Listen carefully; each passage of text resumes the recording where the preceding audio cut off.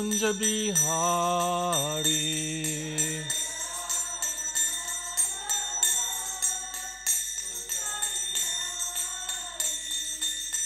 Gopi Jana Vallabha Girivardhari.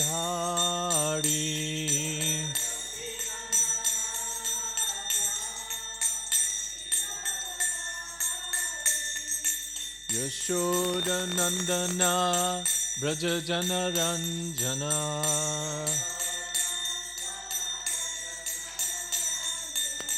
Yamuna Tira Vanachari.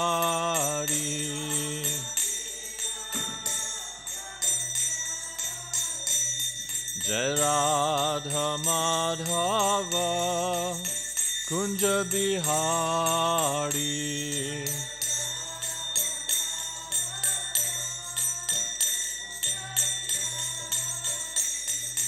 Gopi Jana Vallabha Girivardhari.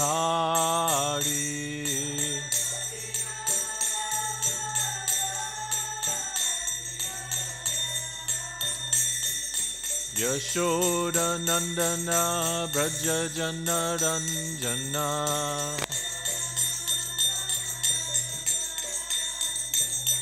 Jamuna Tira Vanachari.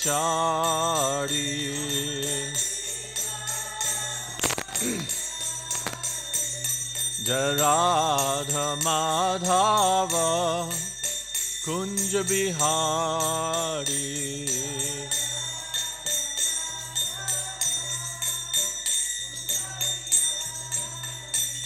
Jai Shri Krishna Caitanya Prabhu Nityananda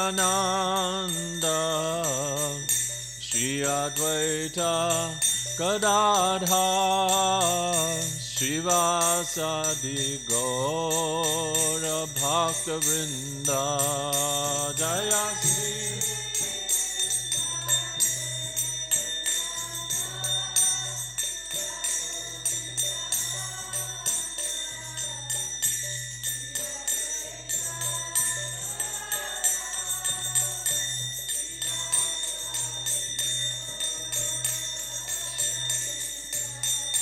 Hare Krishna, Hare Krishna, Krishna Krishna, Hare Hare, Hare Rama, Hare Rama, Rama Rama, Hare Hare, Hare Krishna.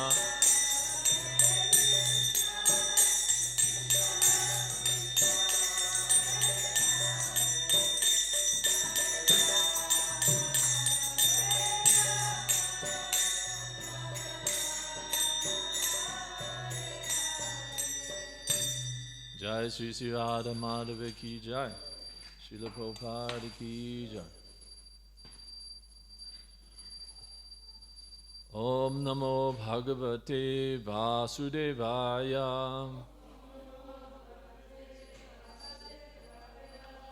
Om Namo Bhagavate Vasudevaya.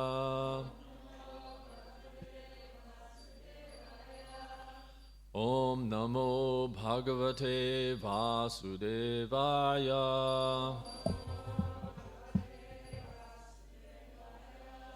Dhir Diti Rasalomacha Niyotsapi Rilambika Iravati Svadhadiksha Rudranyo Rudrate Striyaha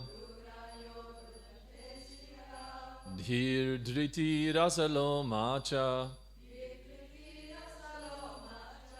Niyotsapi Vilambika Iravati Svadhadiksha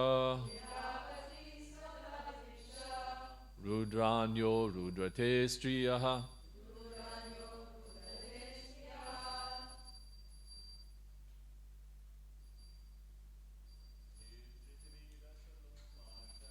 Dhiditi Rasalomacha Niyutsapi vilambika.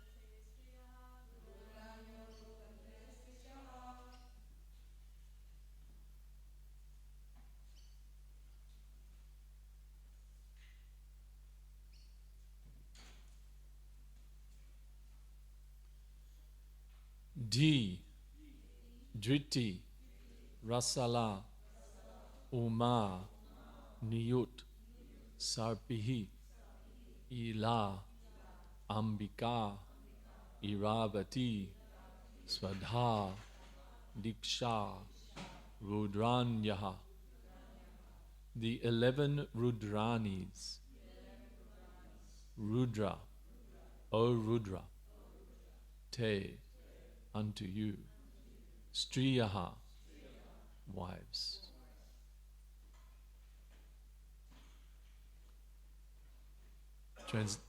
Translation and purport by His Divine Grace A.C. Bhaktivedanta Swami Prabhupada, Srila Prabhupada Ki Jai. O Rudra, you also have 11 wives called the Rudranis, and they are as follows: Dhi, Driti, Rasala, Uma, Niyut, Sarpi, Ila, Ambika, Iravati, Svadha, and Diksha. Go on, no purport. Grihanaitani namani stanani cha sayoshanaha ebhi srija praja bhavhi prajanam asiyat patihi. Text 14. My dear boy, you may now accept all the names and places designated for you and your different wives. And since you are now one of the masters of the living entities, you may increase the population on a large scale. Purport. Brahma, as the father of Rudra, selected the wives of his son, his living places, and his names as well. It is natural that one should accept the wife selected by one's father, just as a son accepts the name given by the father, or as he accepts the property offered by the father. That is the general course in increasing the population of the world. On the other hand, the Kumaras did not accept the offering of their father because they were elevated far beyond the business of generating a great number of sons. As the son can refuse the order of the father for higher purposes, so the father can refuse to maintain his sons in increasing population because of higher purposes. I've been asked to read texts 15 and 16 as well. Ityadishta svaguruna bhagavan nilalohita Sattva krita svabhavena sasarjatma samapraja. The most powerful Rudra, whose bodily color was blue mixed with red, created many offspring exactly resembling him in features, strength, and furious nature. Text 16. Rudranam Rudra Shishtanam Samantad Grasatam Jagat Nishamya Sankyasho Yutan Prajapatir Ashankata. Translation: the sons and grandsons generated by Rudra were unlimited in number, and when they assembled together they attempted to devour the entire universe. When Brahma, the father of the living entities, saw this, he became afraid of the situation. Purport. The generations of Rudra, the incarnation of anger, were so dangerous to the maintenance of universal affairs that even Brahma, the father of the living entities, became afraid of them. The so-called devotees or followers of Rudra are also a menace. They are sometimes dangerous, even to Rudra himself. Descendants of Rudra sometimes make plans to kill Rudra. By the grace of Rudra, that is the nature of his devotees. Actually, was I supposed to start at 15? Basu, is that? Was I meant to start at 15, not 13? Is this right? It is 15, right? Yeah, that's what you said on the phone. But they put 13 on the board, right? That's why we started there. Yeah, because 13 was done already, right? It was done, yeah. Because Mukunda Maharaj is going to speak on 19 tomorrow. So that's why we meant to do 15, 16, 17 and 18. Okay, so we'll go on. There's no purport, so don't worry. We're almost there. Text 17. Alam prajabi shrishtabir idrishibi surotama maya saha dahantibir dishas chakshubri ulvanai. Brahma told Rudra, O best among the demigods, there is no need for you to generate living entities of this nature. The nature of very Rudra, very intense living entities. They have begun to devastate everything on all sides with the fiery flames from their eyes, and they have even attacked me. Text 18. My dear son, you had better situate yourself in penance, which is auspicious for all living entities, and which will bring all benediction upon you. By penance only shall you be able to create the universe as it was before. Purport. In the creation, maintenance, and dissolution of the cosmic manifestation, the three deities, Brahma, Vishnu, and Maheshwara or Shiva, are respectively in charge. Rudra was advised not to destroy while the period of creation and maintenance was going on, but to situate himself in penance and wait for the time of dissolution, when his services would be called for. Om Om Ajnana Timirandasya Gananjana Shalakaya Chakshu Unmilitam Yena Tasmai Shri Gurave Namaha. Nama Om Vishnu Padaya Krishna Pristhaya Bhutale Srimate Bhakti Vedanta Swami Niti Namine. Namaste Saraswati Deve Gauravani Pracharine Nirvishesha Shunyavadi Paschatya Deshtatarine. Jaya Sri Krishna Chaitanya Prabhu Nityananda Shri Advaita Gadadhara Srivasadi Gaura Bhakta Vrinda.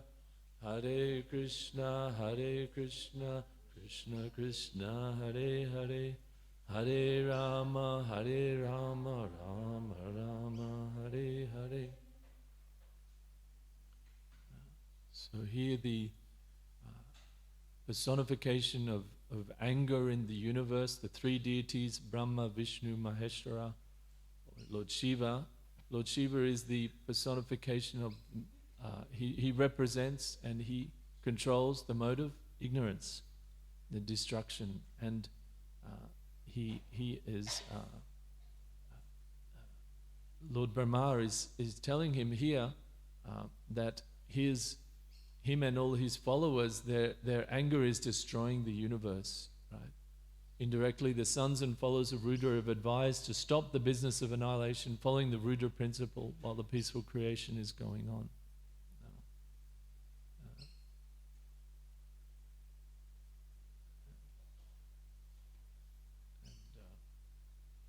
He says,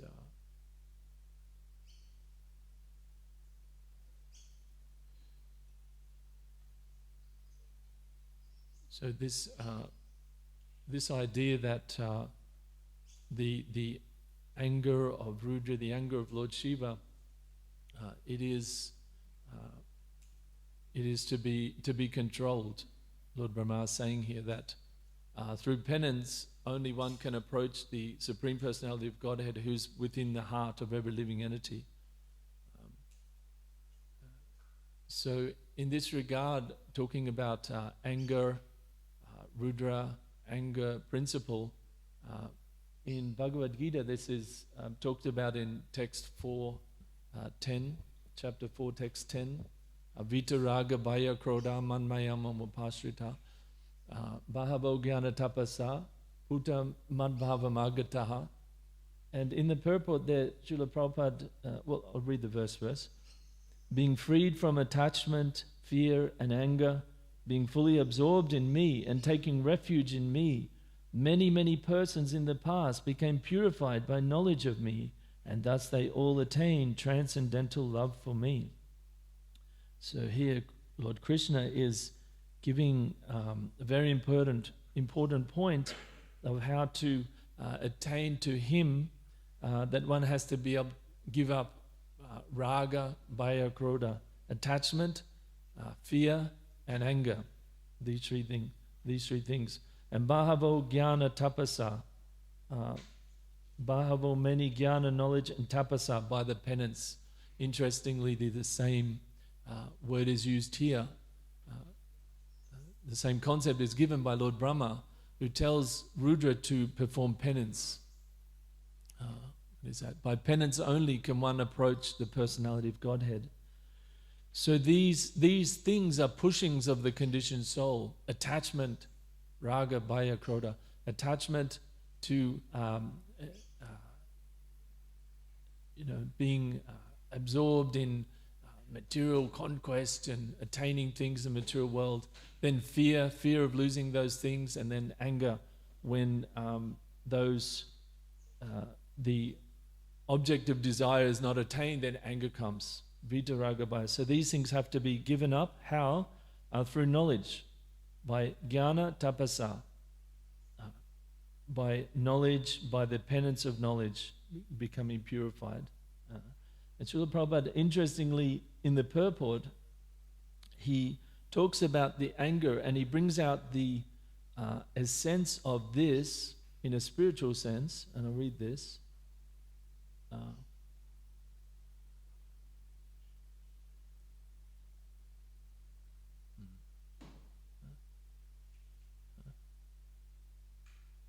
Furthermore, there are many persons who cannot understand spiritual existence at all, being embarrassed by so many theories and by contradictions of various types of philosophical speculation. They become disgusted or angry and foolishly conclude that there is no supreme cause and that everything is ultimately void. Such people are in a diseased condition of life. Some people are too materially attached and therefore do not give attention to spiritual life. Some of them want to merge into the supreme spiritual cause, and some of them disbelieve in everything, being angry at all sorts of spiritual speculation out of hopelessness. So here Srila Prabhupada is equating this anger with the spiritual anger that leads one to voidism, like a Buddhistic kind of a philosophy. He says that fear leads one to impersonalism, fear of the spiritual identity. So there's three kinds of people, or there's three kinds of ways people don't come to the Supreme Person. One of them is raga, by attachment, by too much absorption in material life, material enjoyment, material suffering. And then there's the people who are fearful of a spiritual identity. So they lead to impersonal, that yes, there is a spirit, there is a God, but it's not a person. There is an ultimate cause, but it's just, there's no personality, because they're fearful of actually having personal relationships. And then those who are angry at all kinds of philosophies and become, this is all useless, frustration, they become like voidist. So Srila Prabhupada's giving this here. So these are the three kind of things that the devotee progressing has to be able to give up. And so in one sense, these things have to be given up. And in addition to that, we are given a spiritual technology in Bhakti Yoga, which is very, very wonderful and very, very deep and very scientific and incredibly powerful. And that technology is in a word given by Rupa Goswami, Yukta Vairagya. Yukta means joined. Same word yoga. We do yoga. Yoga means to join. In English it comes as the word yoke, to yoke the animals together. So yoga comes from yukta, joined, yukta vairagya. So we talked here about penance. Lord Brahma is talking about penance. And vairagya means to, so we have this, vairagya comes from this exact word in this verse, right? Raga. Raga means attachment. So vai means not, right? Just like kunta means suffering, vaikunta means the place of no suffering. So vairagya means freedom from attachment, or not being attached. So not being attached, but being attached to Krishna. Yukta, connected to the Supreme Lord, and vairagya, detached from the material world. So this principle is explained very much by, in terms of anger, it's explained by Narottam Das Thakur mostly. He explains this in Prema Bhakti Chandrika. Narottam Das Thakur, this is the verse we sing in the morning that we just sang. We're devoted very nicely singing this prayer in praise of Prabhupada. These four, 1, 2, 3, 4, these four are from a book called Prema Bhakti Chandrika. Incredibly wonderful book by Narottam Das Thakur. Once when Gaurkishore Das Babaji Maharaj was asked what is the price of Krishna Prema, he said it's 3 rupees. 2 rupees to buy Prema Bhakti Chandrika and 1 rupee to buy Prema Vivata by what's his name? No, not Prabhupada. No, Prema Bhakti Chandrika by the one, he's Vishaka in Krishna Lila. No. He cracked a pot of oil on the ground. Jagadananda Pandit, yes. Satyabhama, yes. So he particularly, Gaurkishore Das Babaji particularly chose out these 2 books. And if you read, very, very wonderful book. After we've studied all of Prabhupada's books in depth, and there's some other books we can look at, of course. All of that is in Prabhupada's books. We get the whole picture from Prabhupada's books. So I'm not promoting that anyone should read other things. But once you've read all of Prabhupada's books and studied them, especially Prem Bhakti Chandrika, is very, Prabhupada said about Narottam Das Thakur that he gives the highest spiritual truths in very simple Bengali language. And they're very, very beautiful, like sutras. So in this book, he describes this point that he says, I will engage my, all these different negative things, I'll engage my attachment in being very attached to serving Krishna. I will engage my anger, he says, in being angry at the non-devotees or people who are against the service of Krishna. So this is, excuse me, this is how we can not just give up these qualities through penance, but we can actually engage everything in Krishna service. And then the question is how to engage. We hear from, what is it, Vedanta Sutra? What is that verse? First verse of Vedanta Sutra. Janmadasti. Sorry? Yes, Janmadasti. That's the second verse. Yeah. First verse is Janmadasti yataha. That everything is coming from that. Janma adi asya. Everything is born from that. So everything we see in the world, including all of these qualities, even these qualities of attachment, fear, anger, these are all born from the Supreme. So we say, well, how can we engage that? And Narottam Das Thakur gives us that in the seed form. He gives us the essence of it. It's to be angry at non-devotees. We can address our anger. In the purport to Srimad Bhagavatam 4:25, 4:24-25, Canto 4, Srila Prabhupada writes that similarly, krodha or anger can also be used. Krodha or anger can also be used in the service of Krishna when it is applied to the non-devotee demons.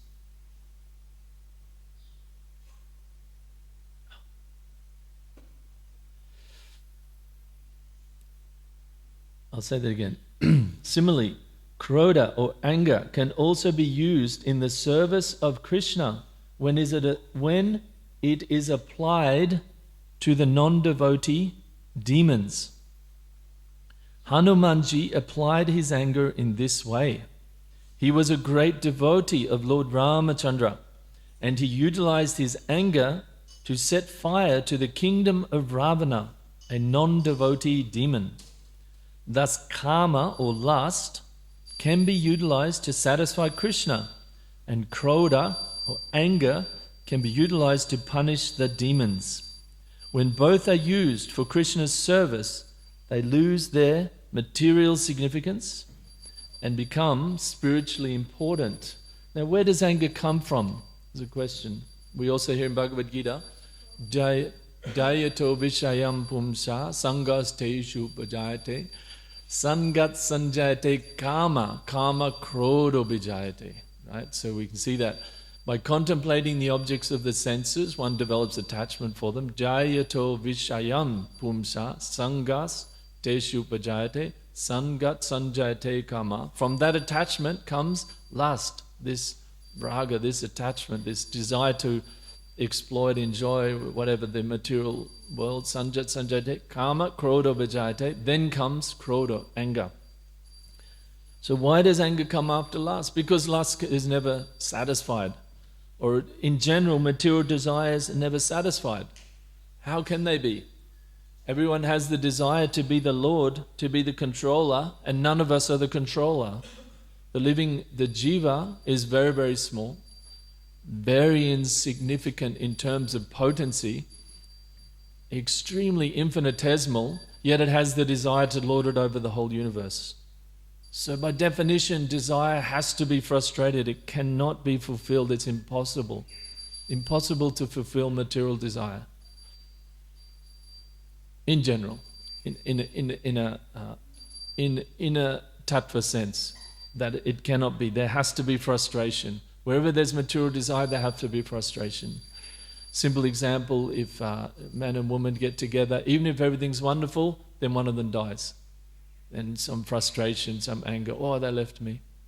All of these negative emotions come from attachment, from desiring to control the material world. So this is where krodha comes from. It's born out of frustration of desire. And very simple example, if we have children, we can see they're very in the moment, put it that way, and we can see they want something, and if they don't get it immediately, I'm giving you the very toned down version of that because I'm sure there's people without children that are not sufficiently desensitized to these things. Yeah, so we see it in kids and we see it in big kids as well. some leaders of society in Kali Yuga, more or less big kids, you see. Somebody doesn't go their way. So this is what is born from frustration of desire, is anger. So then the question comes that how to make the anger spiritual. Prabhupada is saying here, Narottam Das Thakur is saying that anger can be utilized against the non-devotees. So a couple of things about this. We can see that this anger against the non-devotees is of a similar, it is the same principle. It is born out of frustration and desire, but the difference is that it's born out of frustration of spiritual desire. Right? And this is the important thing. We can see here with Hanuman, he had that spiritual desire to serve Lord Ram, to find Sita, and that was being frustrated by this demon Ravana, so he became angry. But that anger was spiritual anger. Right? Hanumanji applied his anger in this way to burn down the kingdom. And we can hear, when we listen to the memory, the remembrances of Srila Prabhupada, that we can hear that disciples would describe that at some times Srila Prabhupada would get angry, that he would get angry at them. And this was Prabhupada's pure spiritual desire, being frustrated by different things, sometimes things within the movement, his own disciples, or things outside of the movement, but it was a spiritual desire that was being frustrated. And therefore, this is spiritual anger. And those who experience that, they all describe that this wasn't like somebody else getting angry at you. This wasn't like someone born out of frustration getting angry, but it's extremely purifying. It lifted you up to a higher level. In my own life, I can say that my own spiritual master has got angry at me on quite a number of occasions. And every single time, it was totally my own false ego. It was totally my own frustration of his spiritual desire, if you want to put it like that. And I understood that at the time, and I certainly understand it now. And it was very purifying. It's like, oh, there's a personal aspect to it. We're not Buddhist. There's a personal aspect that, no, this Krishna wants something. Krishna wants things to go on in a certain way. And if we're against that, if like Ravana demon, or even as disciples, if we do things like that go against that due to our own ignorance and our own anattas, then we can feel that spiritual anger of the spiritual master. The next question comes, okay, we accept all that. If we accept that, but then how do we do that? How do we do that? Okay, if we accept in theory that anger can be used in the Lord's service, we're not asked to jump over the ocean and burn Lanka. All right, Lanka. Sorry. So what? How do we do that? A few things. One is, the first thing to understand, is this a spiritual desire that's being frustrated? Or is it a material desire that's being frustrated? If we have a material desire that's being frustrated, even within the association of devotees, then it's just material anger. Why this didn't happen the way I wanted it to happen? It's just anger, just like any other low-class anger, right? But if it's definitely a spiritual desire, okay, maybe then we can even talk about it using anger in Krishna's service, right? But then the question comes is how to use it. This is a very important point. We can see when Srila Prabhupada, many people would explain, many disciples have said this, that Srila Prabhupada would only show his displeasure or show his anger or spiritual anger to those who could take it, to those disciples who are extremely fixed up, who are taking on a lot of responsibility and were able to take that level of instruction from him. So we can see this, another second important thing about spiritual anger, if you want to say spiritual anger. It's always under the control of the person, right? Srila Prabhupada, it's not that he was, it's not that he was out of control at all, because it was spiritual desire leading to spiritual anger, which means it's connected to Krishna. You understand the connection? So Srila Prabhupada it's never out of control. So we can see that in our own case, how much can we utilize it? How much can we utilize that displeasure or that anger to others in our orbit? And Prabhupada, we can see only those who are fully dedicated to him, right? He didn't just go around getting angry to random people. Those who are fully dedicated. So if we are sure that our frustration is from a spiritual desire that's being frustrated, if we're sure that person is fully dedicated and understanding of us and with us, then maybe we can consider this using anger in the Lord's service. If we're Hanuman and Lord Ramachandra has asked us to jump across the ocean and do something like that. But otherwise, the general situation is that we give up anger. We don't use anger. But we should understand in principle, we should understand what Narottam Das Thakur is talking about. We should contemplate that, because after all, Janmadhyasya Yata, these are all in the Supreme. They're not things that we have to just give up this, and then when we've given up everything and we become nothing, then we are perfect. That's not the philosophy of Bhakti Yoga. Bhakti Yoga is saying everything comes from the Supreme, how to utilize everything in the service of the Supreme. So I think I'll leave it there and leave some questions time, if there's any question or comments. Krishna Rupa Mataji? No. Thank you very much for the lovely class, Prabhu. Very nice to hear again.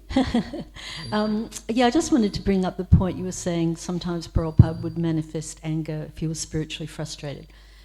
Just 2 points to that. And of course, you can never know the mind of the pure devotee. So I'd probably think maybe Prabhupada, there's a lot of speculation in that previous sentence, Prabhupada actually was never spiritually frustrated.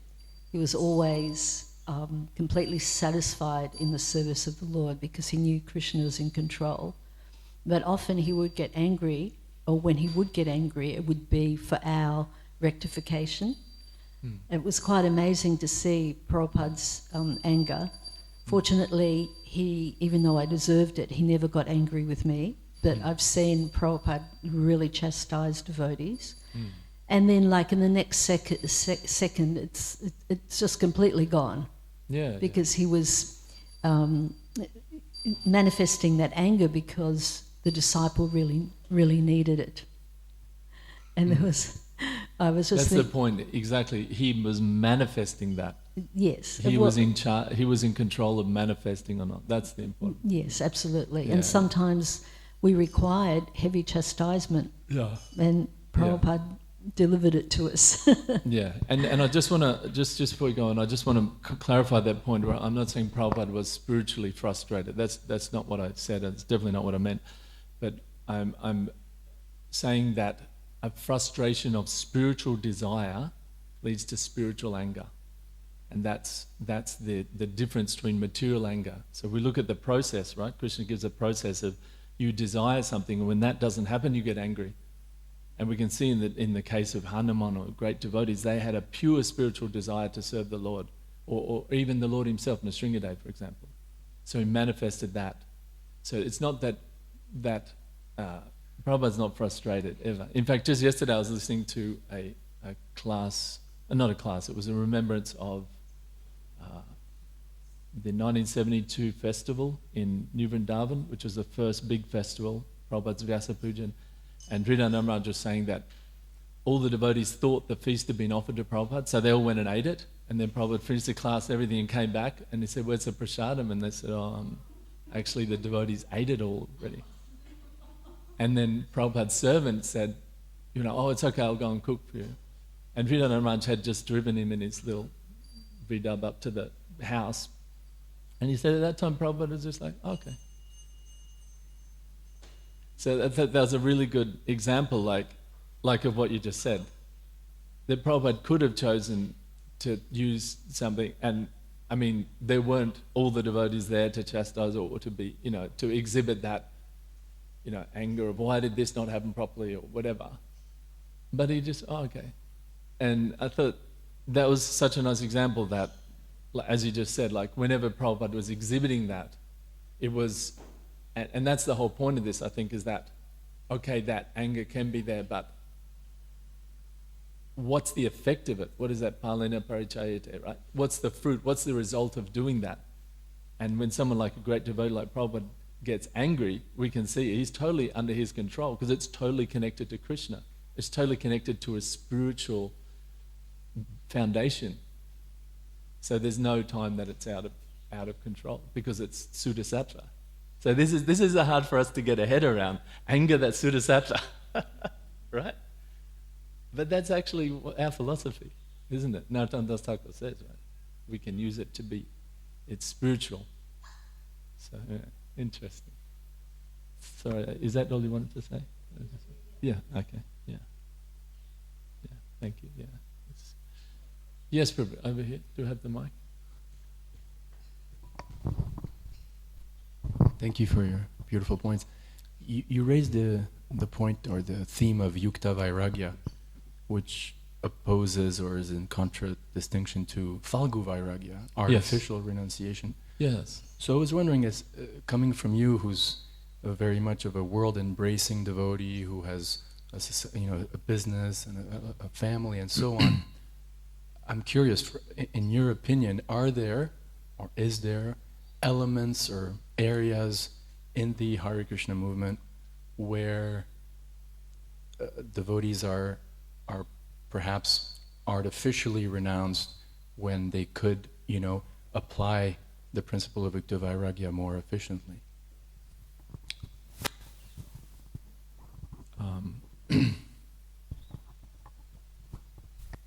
I think that we all have a certain guna and karma that we've attained from previous lifetimes.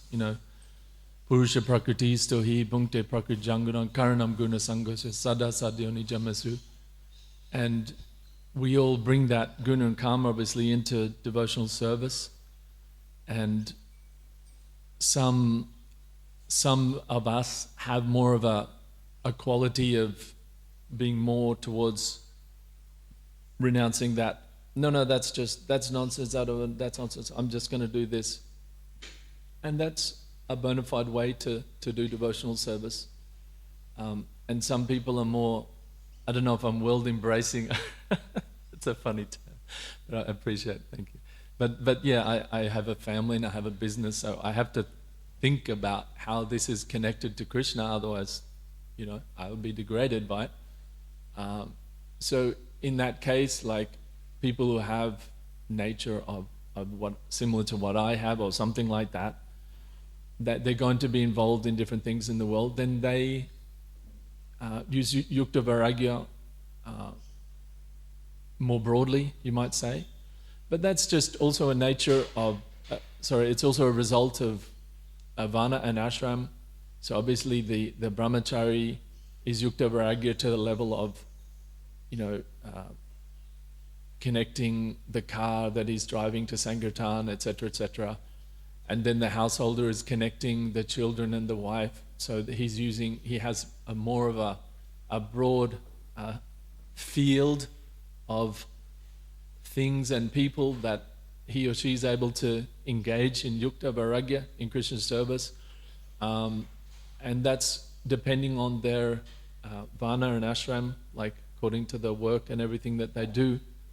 And there's many times with Srila Prabhupada's presence, like the whole Radha Damodar Padi Brahmacharis, where they're all being preached to leave the temples, and all the Grihastha temple presence, like, oh, you're taking all that Brahmacharis, and it was, they were being preached to that, this is nonsense, just give up all this stuff and just only distribute books, that's the only way.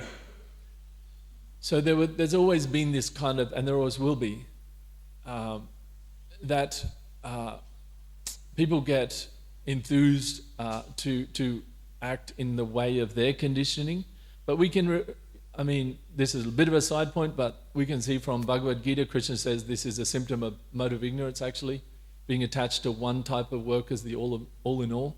You know, that like the type of conditioning that I have is the one, you know, my way. This is the one, you know, and no, your type of conditioning is different. But we can see that Srila Prabhupada, you know, as a pure devotee, he didn't see any of these distinctions at all, and he just engaged people according to how they be. If they want to be very strict and say, no, that's nonsense, I don't do any of that, I only do this, okay, nice. As long as they're not disrespecting others and things like that. But in answer to the question, I mean, are there people who are not engaging in Yukta Vairagya properly? Is that the question? And could be doing it more? I guess there is, but my approach is more just like focus on the science of self-realization, you know, that it's really self-realization, it's really for us to look how we can do better. And in any relationship, if both people are looking at the other one saying, you know, you have to change, you have to do this, you have to be like that, whatever, then, you know, we talked about this last week, I think, in the class, that the relationship doesn't progress, right? Because both people are essentially saying, I'm going to stay the same and you have to change.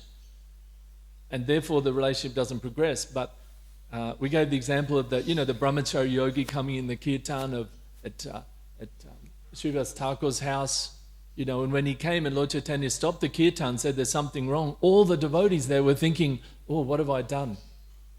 What is the impurity in my heart?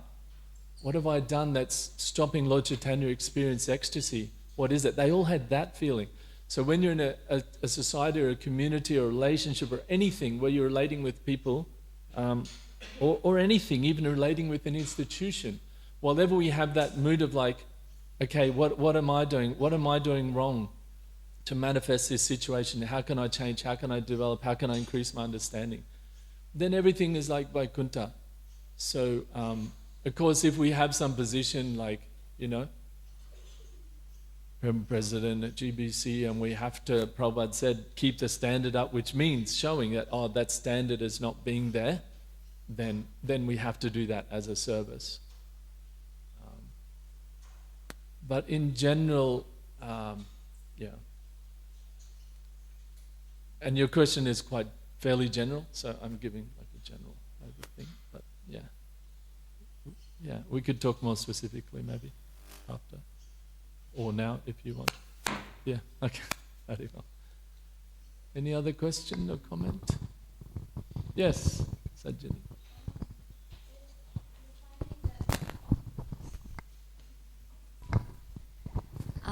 Maybe you mentioned this in your class and I wasn't listening properly, but when you find that somebody's conditioning is triggering your own conditioning, how do you come back to seeing that person as a part and parcel of Krishna rather than what their conditioning is presenting themselves to be? You can always offer respect from a distance.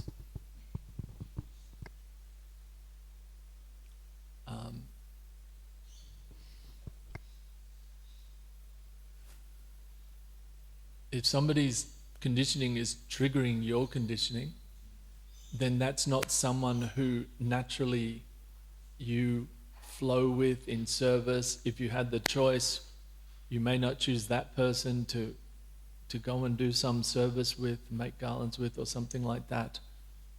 So that's the first thing. That's what we call in teaching a administrative solution. Just offer obeisances, be very kind to them, Hare Krishna, nice to see you, and just, you don't have to get into it with everyone. That's one thing. The second thing is, if you're put with them, like I remember like many times I was put with a particular devotee on Sankirtan.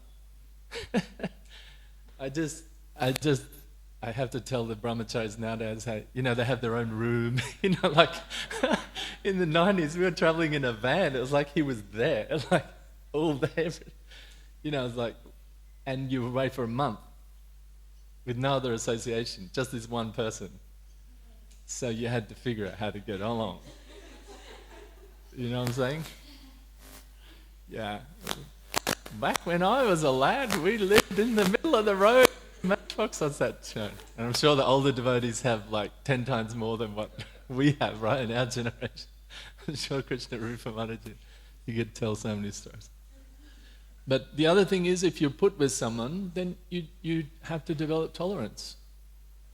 You know, we're not tolerant in the world because we want things the way we want to enjoy in this way, the way we've created our mind and senses over 1,000 lifetimes. Bhaktivinoda Thakur said material happiness is just the thoughts you had over hundreds of lifetimes, and you're able to actually do that. Wow, I've always thought of flying. Well, I get to fly. That's what we call happiness. And distress is just when someone goes against that and doesn't appreciate us and all that sort of stuff. So coming to the spiritual platform is a really deep struggle. It's a very visceral, real experience of feelings, of being able to tolerate the feeling of being with someone that doesn't really appreciate the things that we appreciate. And that's very healthy in that sense. We can make a lot of advancement like that. When I look back on those times, I think, wow, I actually made more advancement there than the times I was, with whoever I wanted to be with, doing whatever, right? It's like, that's when you actually make advancement. So I would say in answer to your question, you don't necessarily, let's say this, when you are sort of down in the thick of it, in the trenches, trying to get it to work with someone else, then you don't have to simultaneously take it to the highest level of philosophy.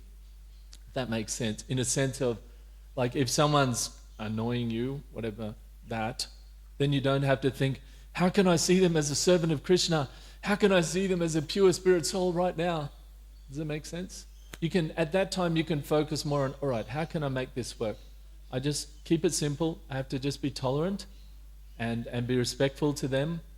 And you can be honest as well in a relationship. Like I was saying before, you can be honest and say, this is more into the realm of psychology, but I think it's relevant here. Me messages are always good. Rather than saying, you're like this, you do this. You say to them,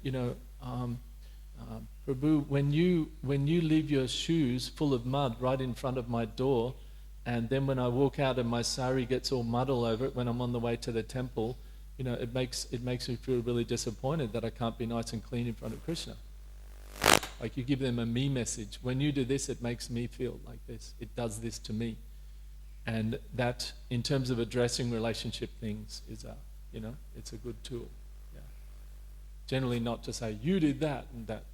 But then it's hard for people to get annoyed about a me message. It's just like, when this happened, it made me feel like that. And even take that, don't say, oh, when you did this, say, oh, when this happened yesterday, I felt like this.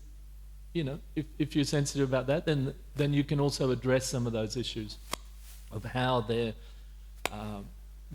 conditioning is triggering your conditioning. So a combination of these different things, I'd say. Yeah. Hare Krishna. Yes. Do you want to say on the mic? Give Manaji the mic.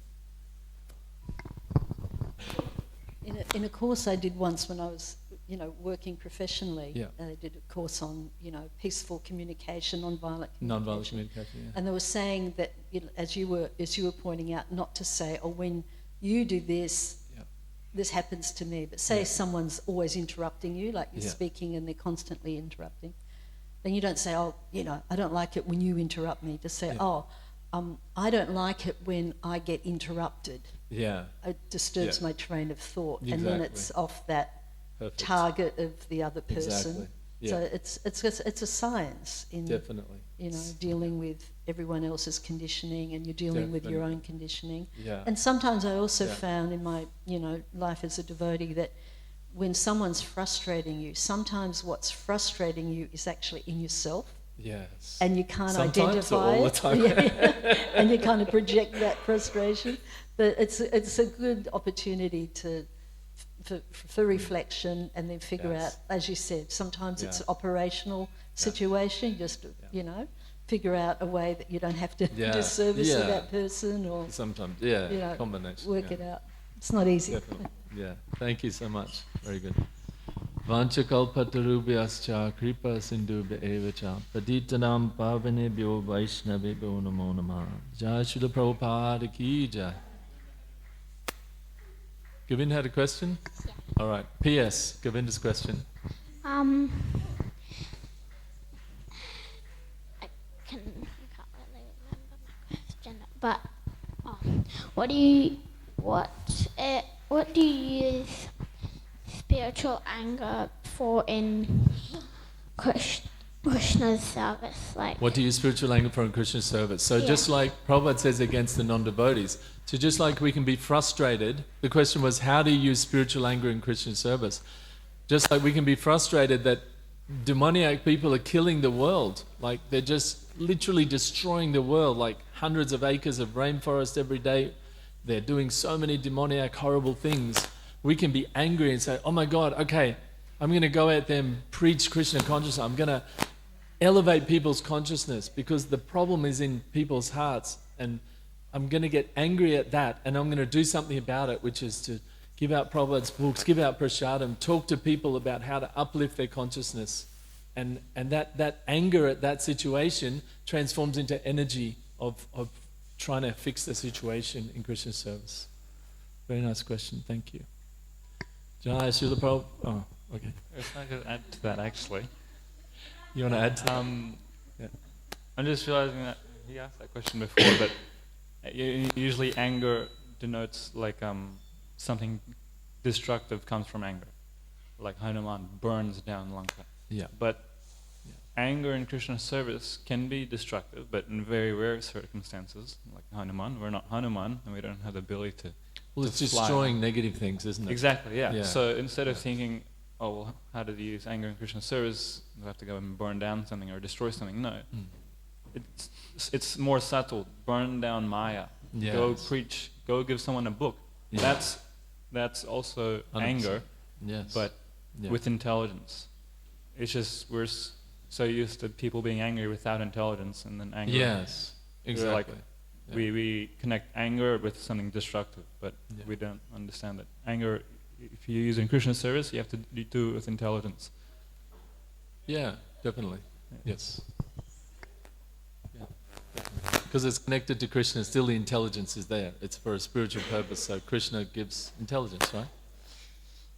Jai Srila Prabhupada ki jai. Thank you very much. Hare Krishna.